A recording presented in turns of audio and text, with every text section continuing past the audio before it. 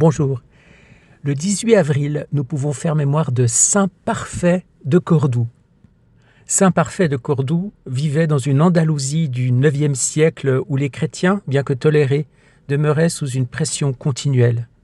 Prêtre à Cordoue, attaché à l'église de Saint Assiscle, il était connu pour sa science, sa droiture et sa ferveur.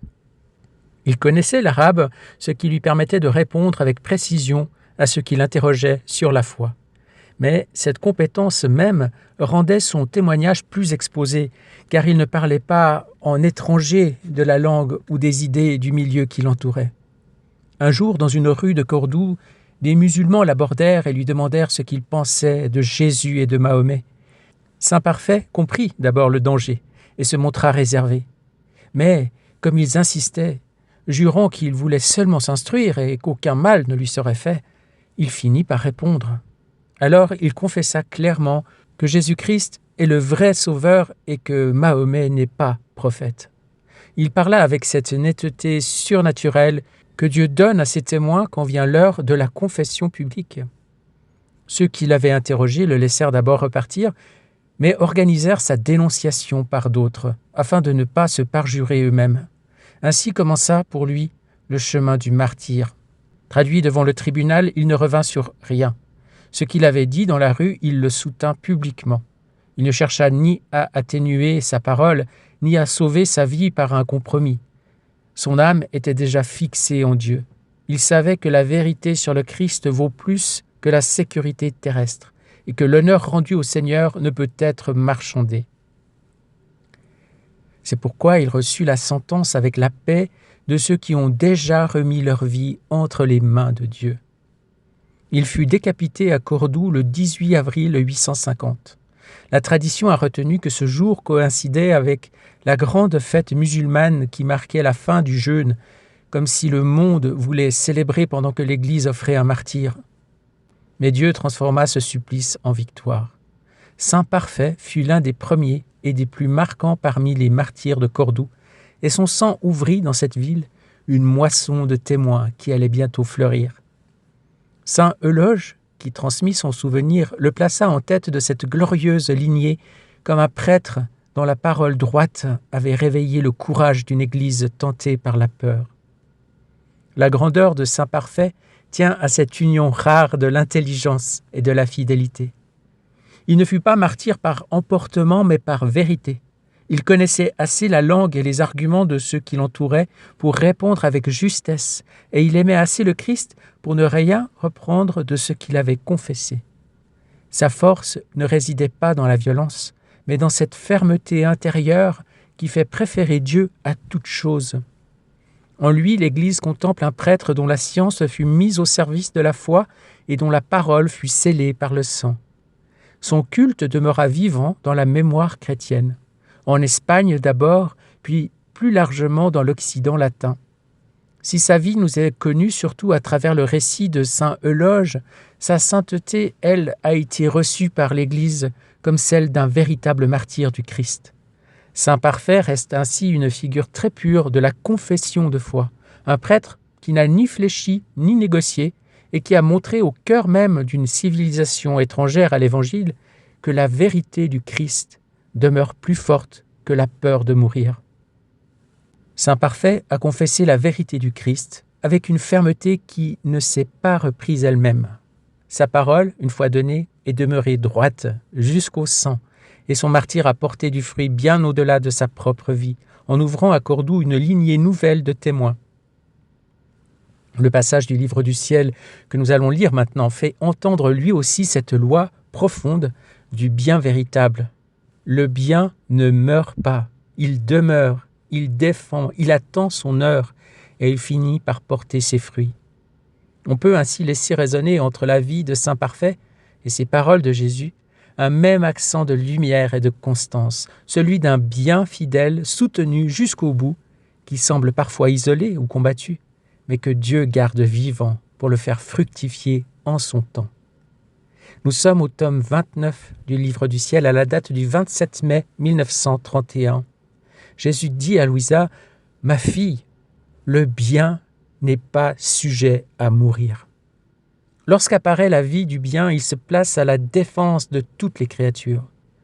Et si les créatures sont disposées à prendre ce bien, elles sont non seulement défendues, mais elles prennent la vie de ce bien. Et le bien apparaît et forme autant de vie que de créatures qui le prennent.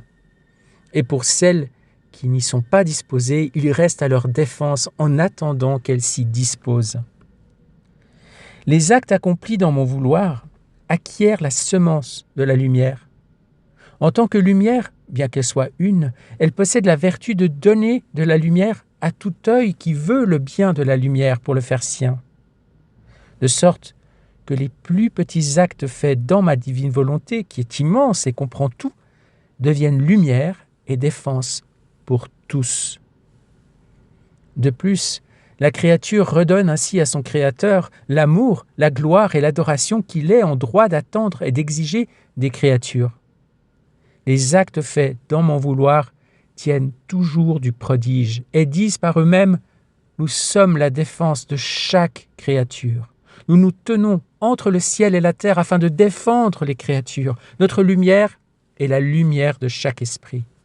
Nous sommes les défenseurs de notre Créateur en faisant réparation par nos actes éternels pour les offenses qui montent de la terre. Et le bien est toujours le bien. Crois-tu que tout ce que j'ai fait en étant sur terre ait été pris par les créatures? Combien il en reste encore? Mais on ne peut pas dire de ce reste que ce n'est pas du bien. Des siècles et des siècles passeront. Le temps viendra où tout le bien que j'ai fait prendra vie parmi les créatures. Ce qui n'est pas pris aujourd'hui, d'autres créatures pourront le prendre demain, et à d'autres époques. La vie véritable du bien ne se fatigue pas d'attendre. Les actes de mon vouloir disent avec un air de triomphe « Nous ne sommes pas sujets à la mort ». Par conséquent, le temps viendra assurément où nous donnerons nos fruits qui feront se lever autant d'autres vies qui nous ressemblent. Crois-tu que, parce que tu ne vois pas l'effet de tous tes actes dans notre divine volonté, il n'en sortira rien de bon? Certes, cela semble être le cas aujourd'hui. Mais attends que viennent les temps où ils diront le grand bien qui en sortira. Aussi, continue et ne te décourage pas. Tu dois savoir que seule l'abondance du bien est la preuve la plus certaine qui assure Dieu et l'âme de l'état dans lequel elle se trouve. Un état prolongé de patience dans les souffrances et les situations douloureuses de la vie, une prière redite sans jamais se lasser de la répéter, la fidélité, la constance et une égalité d'âme dans toutes les circonstances, c'est cela qui forme suffisamment d'espace arrosé par le sang de son propre cœur, où Dieu se sent appelé par tous les actes des créatures qui lui donnent l'assurance qu'il peut y achever ses plus grands desseins. Et la créature ressent dans l'abondance de ses actes sa maîtrise sur elle-même et l'assurance qu'elle ne vacillera pas. Le bien d'un jour ne dit rien, c'est un bien aujourd'hui certes, mais pas demain, lorsqu'il dit faiblesse et inconstance, fruit de la volonté humaine. Un bien inconstant dit que pour la créature, ce bien, cette vertu, n'est pas sa propriété. Par conséquent, un bien qui ne lui appartient pas se change en mal et la vertu en vice. Tu vois par conséquent que l'âme, pour être certaine de posséder un bien ou une vertu, doit sentir en elle la vie de cette vertu. Et avec une constance de fer, année après année, et durant toute sa vie, elle doit s'exercer à ce bien. Et Dieu est alors assuré qu'il peut y déposer son bien et opérer de grandes choses dans la constance de la créature. Amen, gloire à toi Seigneur pour ce passage clé, super important pour tous les enfants de la divine volonté, je crois. Il nous parle d'une chose très importante, la constance. La constance de la créature. S'il y a des hauts et des bas, des jours où on est dedans et des jours où on est dehors, c'est qu'on n'est pas encore vraiment, pleinement dans la divine volonté. C'est clair, c'est très bien dit. Et aussi une autre chose, pour les quiétistes parmi nous, que dit le Seigneur? avec une constance de faire année après année, et durant toute sa vie, elle doit s'exercer à ce bien. Le Seigneur nous dit bien que l'exercice du bien, c'est-à-dire l'exercice de la vertu, ce n'est pas quelque chose du passé qu'il faudrait abandonner pour se croiser les bras ou pour les ouvrir très grands afin de tout laisser faire au Seigneur. Bien sûr que l'on sait que c'est le Seigneur qui agit en nous, mais cela ne nous dédouane pas de ce que, en tant que créature, nous devons faire, une correspondance à la grâce de Dieu, à son don. Une correspondance qui est le travail en fait de la créature afin d'être disposée à recevoir le don dans une terre qui n'est pas une terre aride, qui n'est pas un terrain de ronces, un terrain de pierre sur lequel la semence ne peut pas germer ou qui germe de manière désordonnée, sans fruit, sans pouvoir prendre racine. Donc on retrouve la parabole du semeur, bien entendu, qui reste parfaitement valable dans la divine volonté, évidemment. Ce passage est bien plus riche que cette petite remarque de coaching spirituel. Il nous parle de la notion de bien, évidemment.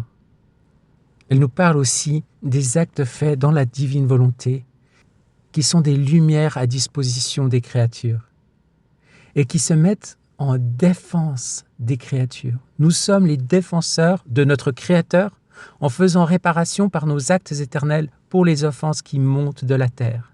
Donc il y a une sorte de fonction réparatrice des actes faits dans la divine volonté. Et on rejoint donc toute la notion d'âme victime.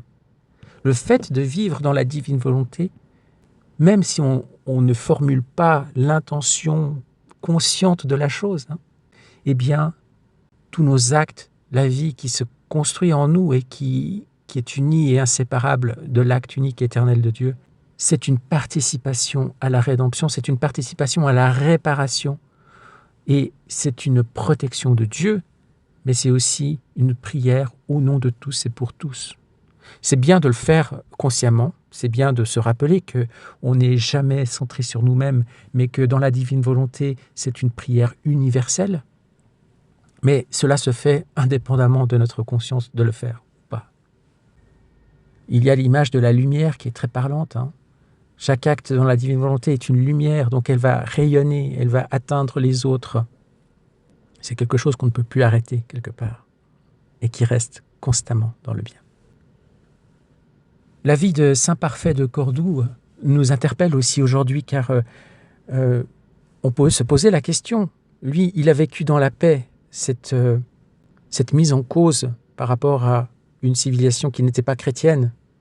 Vous avez remarqué au cours de l'année qu'on voit souvent des martyrs, que ce soit des martyrs des premiers temps dans l'Empire romain, donc des martyrs du paganisme, des martyrs aussi justement de l'islam. Et on peut se dire que nous, aujourd'hui, nous pouvons constater que dans le monde entier, il y a beaucoup de martyrs chrétiens, dans toutes sortes de pays, pour toutes sortes de raisons. Et peut-être qu'un jour, dans notre Occident chrétien, ici, là je vous parle depuis l'Europe, il y aura peut-être aussi un jour une persécution contre nous. Disons-nous, est-ce que nous avons cette paix, cette constance, comme le Seigneur en parle à Louisa, et cette assurance que nous porterons le témoignage jusqu'au bout, dans la paix, la confiance. Posons-nous la question et demandons la grâce au Seigneur. Si on vit dans la divine volonté, c'est gagné d'avance, je dirais. Mais vivons-nous vraiment dans la divine volonté, c'est-à-dire étons-nous vraiment dans cette constance sur laquelle le Seigneur insiste dans le texte que nous avons lu tout à l'heure? Demandons cette grâce. Et Seigneur, dans ta divine volonté, nous voulons vraiment non seulement accueillir ce don que tu veux nous faire et que nous désirons recevoir, alors obtiens-nous cette constance, cette fidélité, cette vigilance de chaque instant à vivre avec toi, en toi et pour toi, au nom de tous et pour tous. Nous voulons t'offrir la vie de Saint Parfait de Cordoue. Nous voulons plonger tous ces actes dans ta divine volonté, Seigneur, tout réordonner dans l'ordre divin, à poser le sceau de ta divine volonté sur chacun des actes qu'il a posés, sur ses pensées, ses paroles, ses décisions, sur tout ce qu'il a vécu. Et nous voulons t'offrir notre hommage, te redire notre « je t'aime »,« je te bénis »,« je te glorifie », je te rends grâce sur chacun de ces actes, afin de te glorifier. Et nous te demandons que vienne le règne du divin fiat sur la terre, afin que tu règnes sur la terre comme au ciel, dans notre cœur et dans le monde entier. Amen. Qu'en ce jour, le soleil divin se lève en nous, Seigneur, et que nous soyons unis, inséparables à toi, à chaque instant et dans chacun de nos actes, afin que ta vie grandisse en nous. Sois béni, sois glorifié, aujourd'hui et tous les jours de notre vie. Amen. Fiat. Bonne journée et à demain. Soyez bénis.